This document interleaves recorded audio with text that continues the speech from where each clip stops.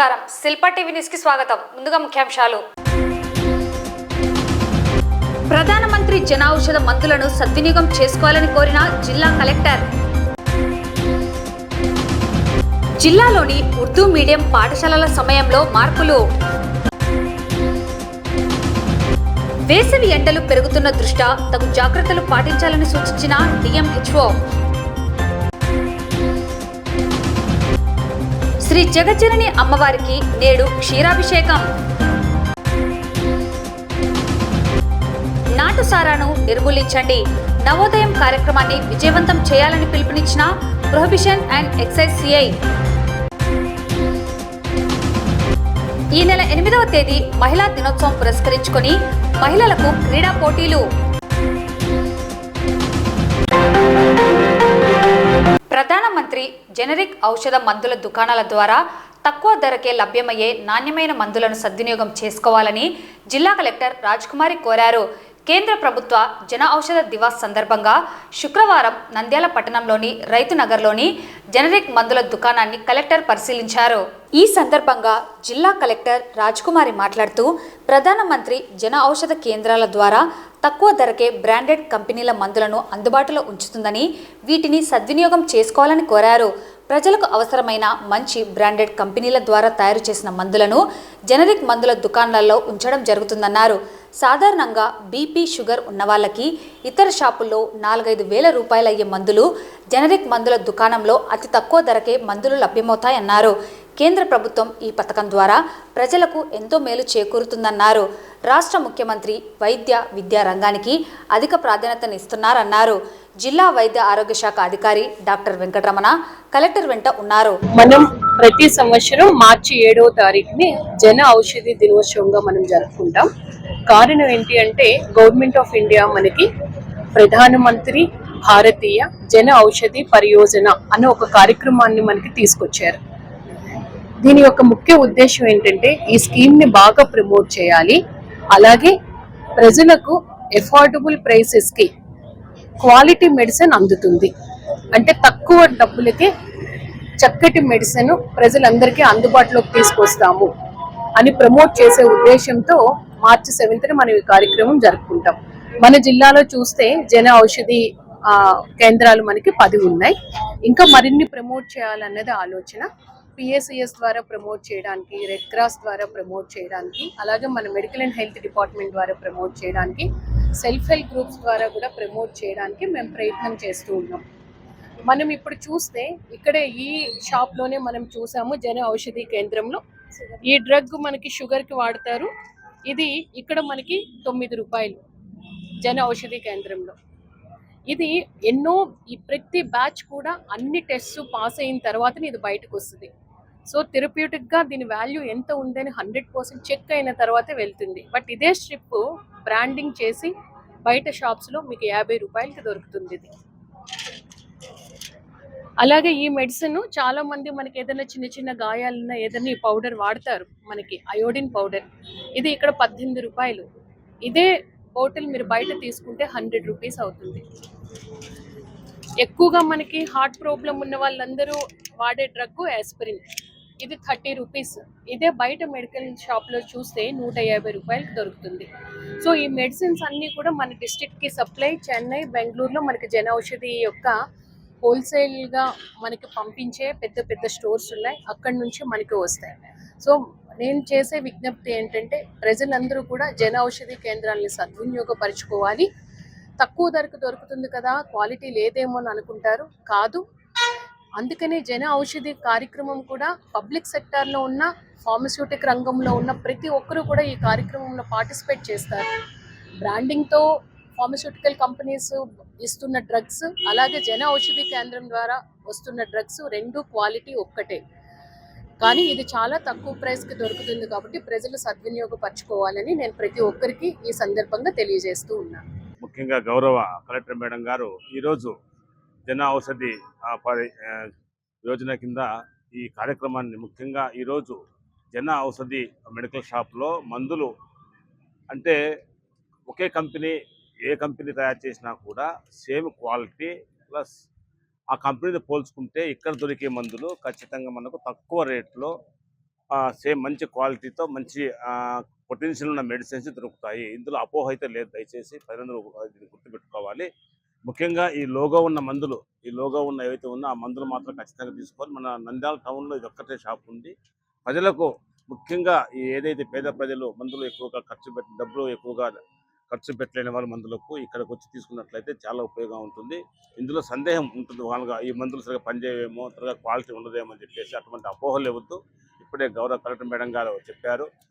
అందరూ కూడా ప్రజలందరూ కూడా ఈ యొక్క అవకాశాన్ని వినియోగించుకోవాలి. దయచేసి మందులన్నీ కూడా జనరిక్ షాపులో మందులు కొనాలని నేను ప్రతి ఒక్కరికి విజ్ఞప్తి చేస్తూ, ఈ ముఖ్యంగా హార్ట్ పేషెంట్స్ కానీ, కిడ్నీ పేషెంట్స్ కానీ, లేకపోతే మనకు ముఖ్యంగా షుగర్ పేషెంట్స్ కానీ మంత్లీ తీసుకుంటుంటారు. అటువంటి వారు ఇంకా చాలా ఉపయోగకరంగా ఉంటుంది ఇక్కడ.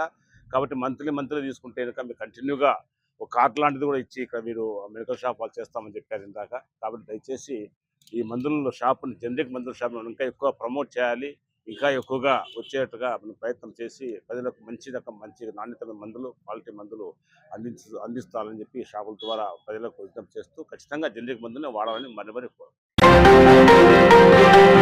రంజాన్ మాసాన్ని పురస్కరించుకొని రాష్ట్ర ప్రభుత్వం విడుదల చేసిన ఉత్తర్వుల మేరకు జిల్లాలోని అన్ని ఉర్దూ మీడియం పాఠశాల వేళల్లో మార్పు చేసినట్లు నంద్యాల జిల్లా విద్యాశాఖ అధికారి జనార్దన్ రెడ్డి తెలిపారు. ఉదయం 8 గంటల నుండి మధ్యాహ్నం 1:30 గంటల వరకు పాఠశాలలను నిర్వహించాలని తెలియజేయడం జరిగింది.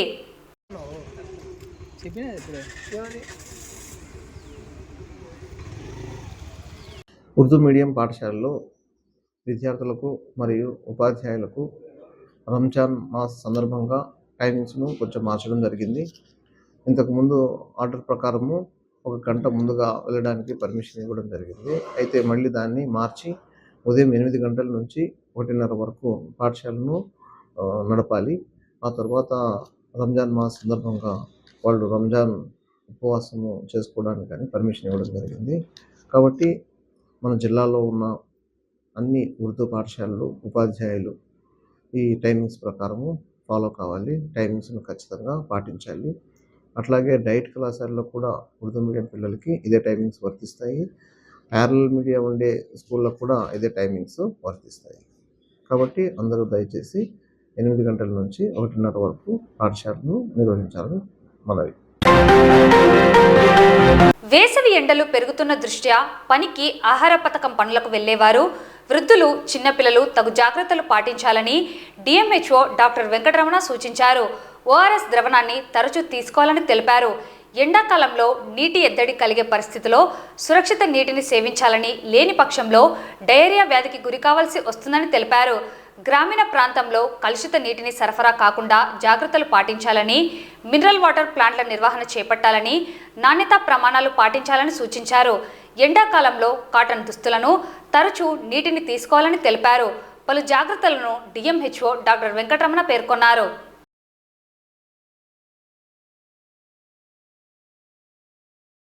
ముఖ్యంగా ఎండలో కూడా మార్చిలో దాదాపు ఇప్పటికే 40-41 డిగ్రీల సెంటీగ్రేడ్ చొప్పున ఈ సమ్మర్లో వేసవి తీవ్రత ఎక్కువగా ఉంది. కాబట్టి ప్రజలందరూ కూడా అప్రమత్తంగా ఉండాల్సిన అవసరం ఎంతైనా ఉంది. ముఖ్యంగా ఈ పనులు పోయేవాళ్ళు, ఉపాధి హామీ కూలీలు కానీ ఉదయం అర్లీగా పనులకు వెళ్ళి త్వరగా ఇంటికి వచ్చి 12 కల్లా వచ్చేటట్టుగా ప్లాన్ చేసుకోవాలి.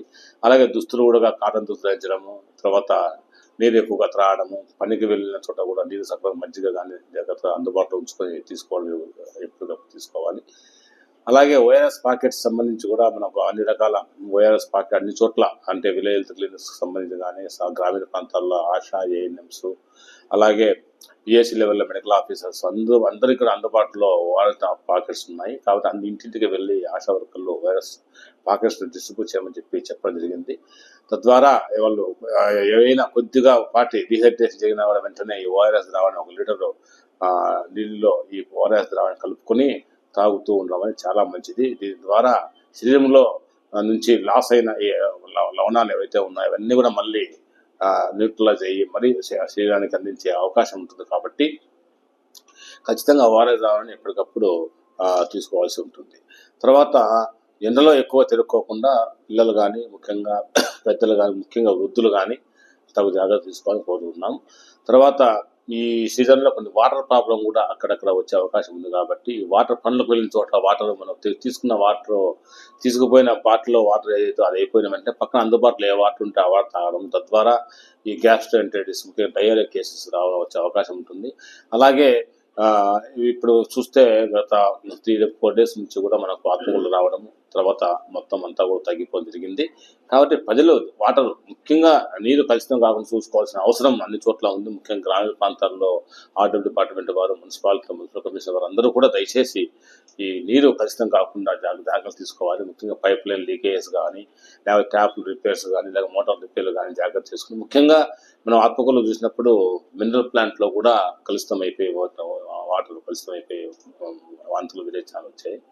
కాబట్టి మినరల్ వాటర్ ప్లాంట్లు సేఫ్ అని దయచేసి అనుకోవద్దని. ప్రతి ఊరిలో మినరల్ వాటర్ ప్లాంట్లు చాలా ఎక్కువగా ఉన్నాయి. కాబట్టి వాటిని శుభ్రంగా వాళ్ళు ముఖ్యంగా ఈ మినరల్ వాటర్ ప్లాంట్ల నిర్వాహకులు ఖచ్చితంగా శుభ్రంగా క్లీన్ చేయడము, క్లోరినేషన్ చేయించుకోవడము, తర్వాత ప్రతి నెలకు ఒకసారి ఒక ల్యాబ్ టెస్ట్ ద్వారా టెస్ట్ చేసుకొని ఆ వాటర్ యొక్క క్వాలిటీ ఎలా ఉందని ఒక డిస్ప్లే చేసి ఆ టెస్ట్ ఖచ్చితంగా అందరికీ చెప్పాల్సిన అవసరం బాధ్యత ఉంది.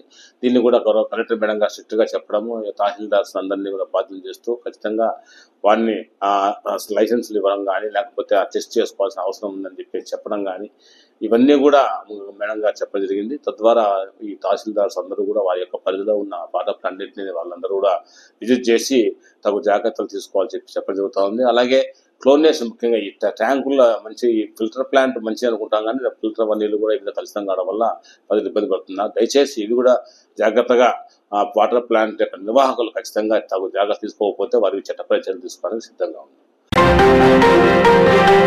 నంద్యాల పట్టణంలో వెలిసిన జగజ్జనని దేవాలయంలో ప్రతిష్ఠ షోడశ వార్షికోత్సవ పూజల్లో భాగంగా 2వ రోజు అమ్మవారికి భక్తులు క్షీరాభిషేకం నిర్వహించారు. నేటి ఉదయం ప్రభాత పూజ, సహస్ర కలశాభిషేకం, మహామంగళహారతి నిర్వహించారు. భక్తులు పెద్ద ఎత్తున హాజరై అమ్మవారికి ప్రత్యేక పూజలు నిర్వహించారు.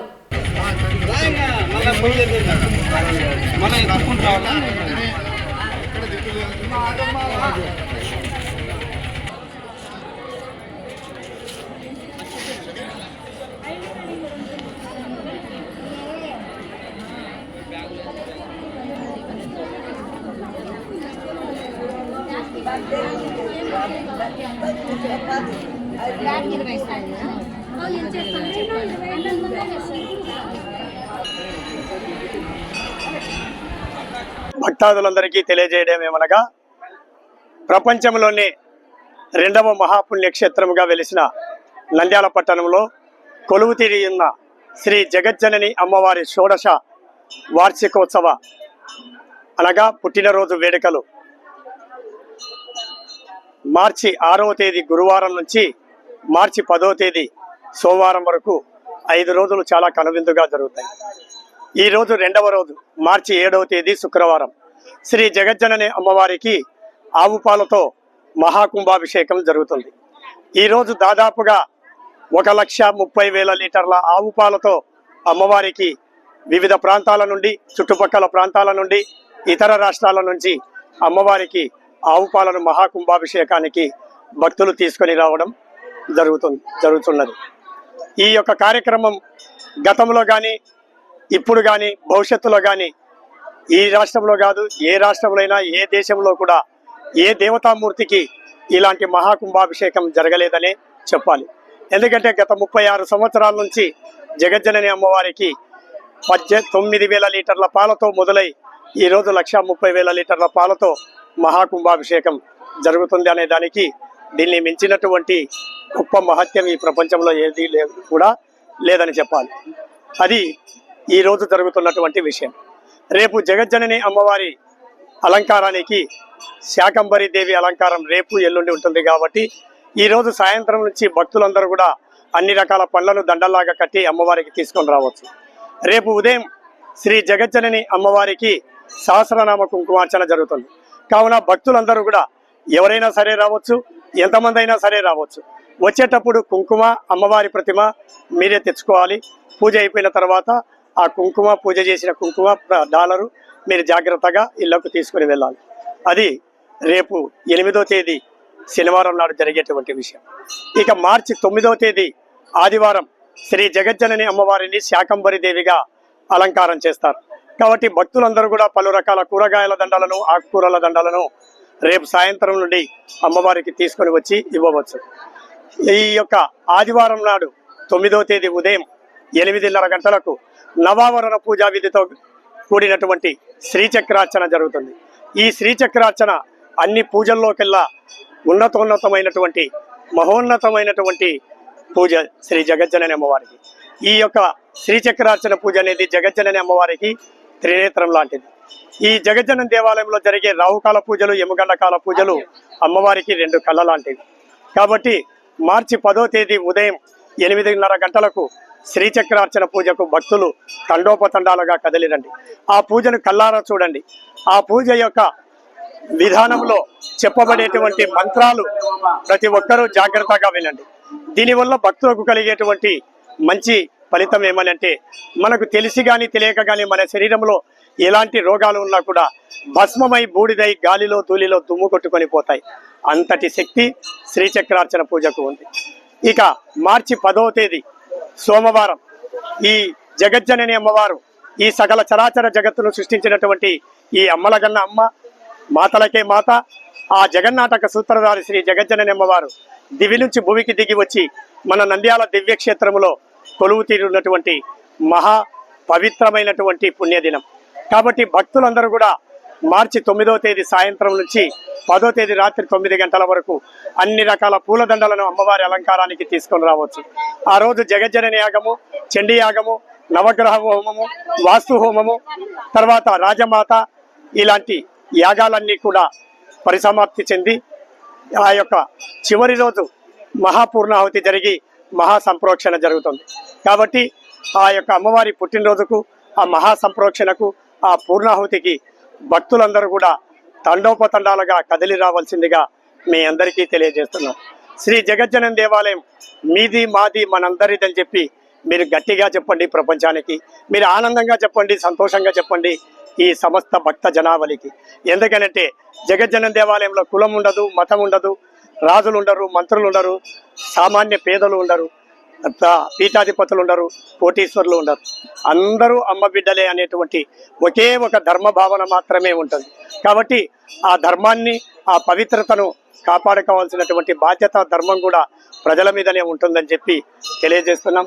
అందుకే మీరు జగజ్జనని దేవాలయం మాది, మనందరిది అని గట్టిగా చెప్పమని ప్రపంచానికి, ఈ భక్తజన కోటికి తెలియజేయమని చెప్పి కూడా తెలియజేస్తున్నాం. నేను చెప్పిన విషయాలలో ఏదైనా తప్పులు కానీ ఉంటే మీరందరూ కూడా పెద్ద మనసుతో ఈ విషయాలను చాలా దీర్ఘంగా ఆలోచన చేసి మంచి అయితే నన్ను అందరూ క్షమించండి, మా మంచిని అందరూ కూడా పాటించమని తెలియజేస్తున్నాం. ఇట్లు శ్రీ జగజ్జనని దేవాలయం and Shri Durga friends unit Nandyal. రాష్ట్ర ప్రభుత్వం నవోదయం అనే ప్రత్యేక కార్యక్రమం ద్వారా నాటు సారాను నిర్మూలించేందుకు ప్రతి ఒక్కరూ సహకరించాలని నంద్యాల జిల్లా prohibition and excise CI Krishnamurthy పిలుపునిచ్చారు. ఈ మేరకు నవోదయం అనే కార్యక్రమం గురించి వివరించారు.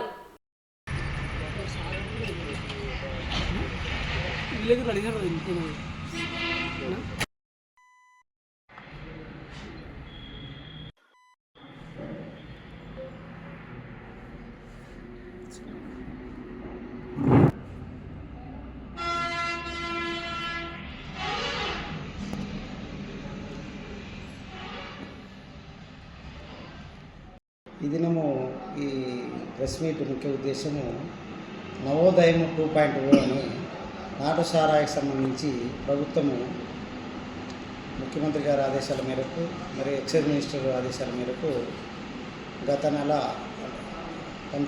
ఫిబ్రవరి 19న నవోదయం 2.0 ఒంగోలు నందు స్టార్ట్ చేయబడిందండి. అప్పటి నుంచి జరుగుతూనే ఉంది. దీనికి సంబంధించి నంద్యాల స్టేషన్లో మేము నాటు సారాయి స్థావరాలని నాటు సారాయి తయారు చేయడము, ట్రాన్స్పోర్ట్ అంటే వేరే వాటికి పంపించడము, దాన్ని ఏ కేటగిరీ విలేజెస్ కింద ట్రీట్ చేశామండి. ఏ కేటగిరీ సంబంధించి గడివేముల మండలంలో ఎల్కే తాండా, వైకే తాండా, పై బోగుల అనే 3 విలేజ్లు ఏ కేటగిరీ. ఏ కేటగిరీ అంటే ఇందాక చెప్పినట్లు అక్కడ సరాయి తయారు చేస్తారు, ఆ సరాయి తయారు చేసి అక్కడ తాగుతారు, మళ్ళీ వేరే విలేజ్లకి సప్లై చేస్తారు, ట్రాన్స్పోర్ట్ చేస్తారు. కాబట్టి దాన్ని ఏ కేటగిరీ విలేజ్ అంటారు. గడివేముల మండలంలో 3 విలేజ్లు అండి, ఎల్కే తాండా, వైకే తాండా, పై బోగుల. తర్వాత పాణ్యం మండలంలో పాణ్యం చెంచు కాలనీ, సుగాలిమెట్ట తాండా, పిన్నాపురం అని చెప్పేసి ఈ 3 విలేజ్లు పాండ్యం మండలంలో తీసుకోవడం జరిగింది. బండ్యాత్మపురం మండలంలో నారాయణపురము, నెమిళ్ళకుంట, నారబరెడ్డికుంట ఈ 3 విలేజ్లు కూడా ఏ కేటగిరీ కింద తీసుకున్నాము. తర్వాత మహానంది మండలంలో బుచ్చమ్మ తోట, గాజులపల్లి దగ్గర ఉండే బుచ్చమ్మ తోటని ఏ కేటగిరీ విలేజ్కి తీసుకున్నాం. ఇక్కడ బట్టీలు ఎక్కువ ఉన్నాయి, తయారు చేస్తారు, నాటుసారి సప్లై చేస్తారు. తర్వాత బి కేటగిరీ అని చెప్పేసి బి కేటగిరీలోన నాటుసారి తయారు చేసుకుంటారు, కానీ వాళ్ళు అక్కడే సెల్ఫ్ అని చెప్పిన ఆ ఊళ్ళోనే వాడతారు, ఆ ఊళ్ళోనే అమ్ముకుంటారు. దానికి పాండ్యము, గోరుకల్లని ఈ 2 విలేజ్లు మేము బి కేటగిరీ కింద చేసామండి. తర్వాత చిన్న చిత్క విలేజ్ అంటే అక్కడ ఓన్లీ సరాయి అమ్ముతారు, అంటే ఏ కేటగిరీ నుంచి తయారైన సరాయిని సప్లై చేస్తే ఈ సి కేటగిరీ విలేజ్లో వీళ్ళు సరాయి అమ్మకాలు చేస్తారండి.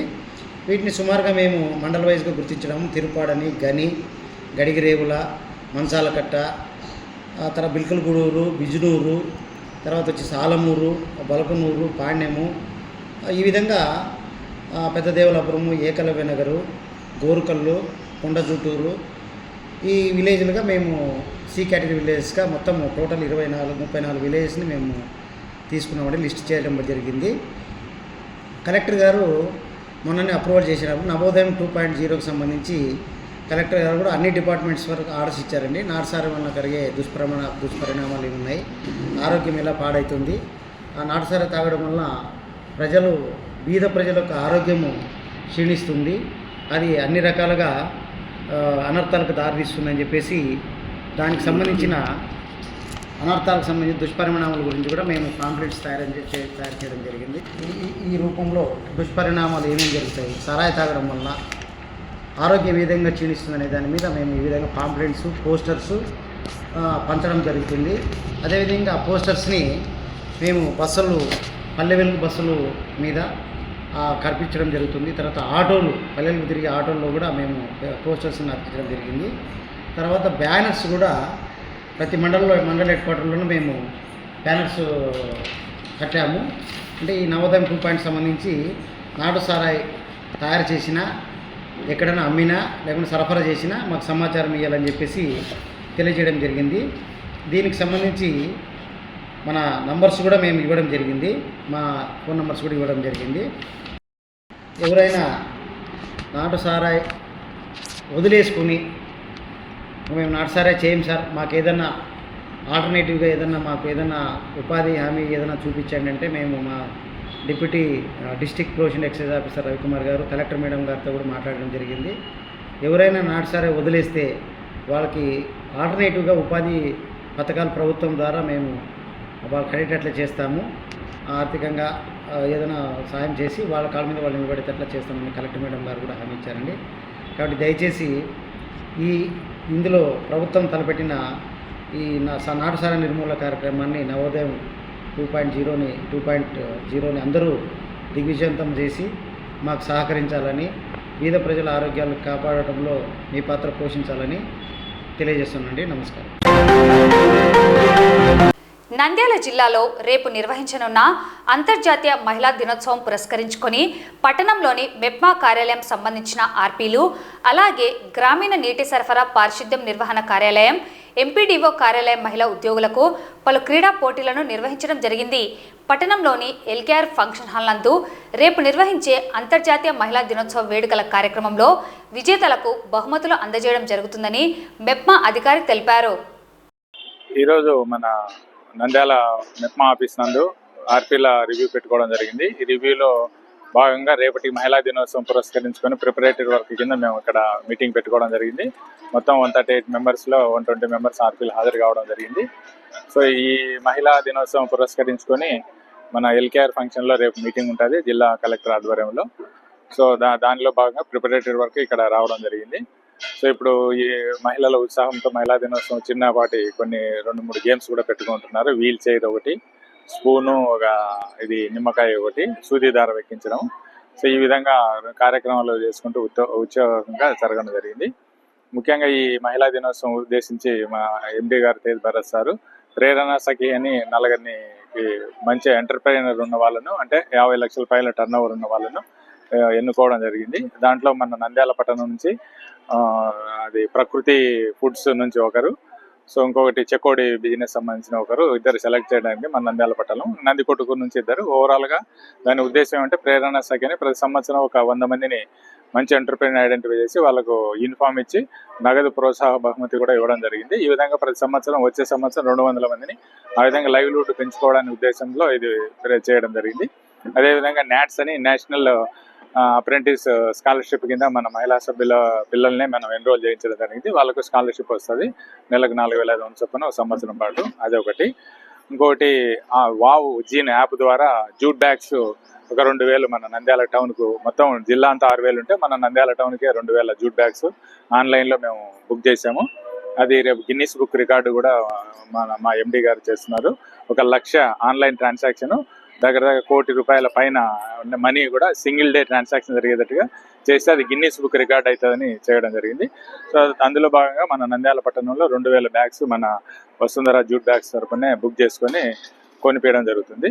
సో ఈ విధంగా మా ఎండి గారు ఇప్పుడు ఇన్నోవేటివ్గా లైవ్లీహుడ్ యాక్టివిటీ, ఇప్పుడున్న ముఖ్యమంత్రి గారు, మంత్రి గారు ఒక ఫ్యామిలీ నుంచి ఒక ఎంటర్ప్రెన్యూర్ రావాలనే ఉద్దేశంతో సో మార్కెటింగ్ కూడా కల్పించడానికి ఆన్లైన్ ఇవ్వడం జరిగింది. అదేవిధంగా సర్వీస్ ప్రొవైడర్స్ అని బ్యూటీ పార్లర్లు, ఈ ప్లంబింగ్ వర్క్ ఇలాంటి స్కిల్డ్ లేబర్ని ఐడెంటిఫై చేసి వాళ్ళకు ట్రైనింగ్ ఇప్పించి హోమ్ ట్రయాంగిల్ ద్వారా వాళ్ళను కూడా లింకప్ ఇచ్చి ఆన్లైన్ సర్వీసెస్ ప్రొవైడ్ చేసేట్టుగా సో ఈ 4 కొత్త కార్యక్రమాలు ఈ మహిళా దినోత్సవం ఉద్దేశించి పెట్టడం జరిగింది. అదేవిధంగా SHG ప్రొఫైల్ అని ఆన్లైన్ చేసి ఫేషియల్ యాప్ ద్వారా వాళ్ళను చేసేసుకుని SHG ప్రొఫైల్ని కూడా మొత్తం 4,300 సంఘాలు ఉంటే మన నంద్యాలలో 4,250 సంఘాలు ఆల్రెడీ కంప్లీట్ చేసాము ఆన్లైన్లో. ఇంకా ఒక 30-35 గ్రూప్స్ అవి కూడా 2-3 రోజుల్లో కంప్లీట్ చేస్తే ఓవరాల్గా మొత్తం అన్ని సంఘాలు ఈ డూప్లికేషన్ కాకుండా డబుల్ ఎంట్రీ, ఈ డబుల్ అకౌంట్స్ ఇవన్నీ లేకోకుండా చేయడానికి ఆన్లైన్ ప్రాసెస్ ద్వారా చేయడం జరుగుతుంది. నా పేరు ఆర్ ప్రభావతమ్మ. RWS డిపార్ట్మెంట్లో సీనియర్ అసిస్టెంట్గా పనిచేస్తున్నాను. అయితే rural water supply and sanitation department వారు women's day, international women's day 2025వ సంవత్సరం మార్చి 8వ తేదీ సందర్భంగా ఈరోజు 7వ తేదీ ఆటల పోటీలను నిర్వహించడం జరిగింది. మా యొక్క ఎస్సీ గారైన డిఆర్ఈ ఆఫీసర్ అయిన సిహెచ్ మనోహర్ సారు, తర్వాత డిఏఓ గారు పి నాగశేఖర్ రెడ్డి గారు, తర్వాత ఇంకా ముఖ్య అధికారులందరి ఆధ్వర్యంలో తర్వాత ఈ మహిళలందరినీ ఎంకరేజ్ చేస్తూ మాకెంతో ప్రోత్సాహాన్ని ఇచ్చారు. ఇందులో భాగంగా musical chairs, lemon and spoon, tug of war, throwball, pass ball ఇట్లాంటివన్నిటి కూడా నిర్వహిస్తున్నారు. అయితే ఇంటర్నేషనల్ ఉమెన్స్ డే యొక్క థీమ్ ఈ సంవత్సరము accelerate and fastness in professional life and personal life, how to women be successful in their profession. So ఏ విధంగా వేగవంతంగా తమ ప్రొఫెషనల్ లైఫ్లో ఎలా ఉండాలి అనేటువంటి థీము. తర్వాత చైల్డ్ అబ్యూస్ గురించి కూడా ఈసారి చెప్పడం జరిగింది. అంటే వేగవంతంగా అంటే ఉన్నటువంటి మన యాక్సెసరీస్ని ఏ విధంగా మనం యూజ్ చేసుకొని టైం కావచ్చు, మన పర్సనల్ యాటిట్యూడ్ కూడా మనం పెట్టి ఏ విధంగా మనం సాధించాలనేటువంటి థీము. ఇందులో భాగంగానే మా డిపార్ట్మెంట్లో మరి ఆర్ఓ వాటర్ గురించి టెస్టింగ్ చేసి ఈ నీటి ఎద్దడి యొక్క సమస్యలను కావచ్చు, తర్వాత ఎక్కడైతే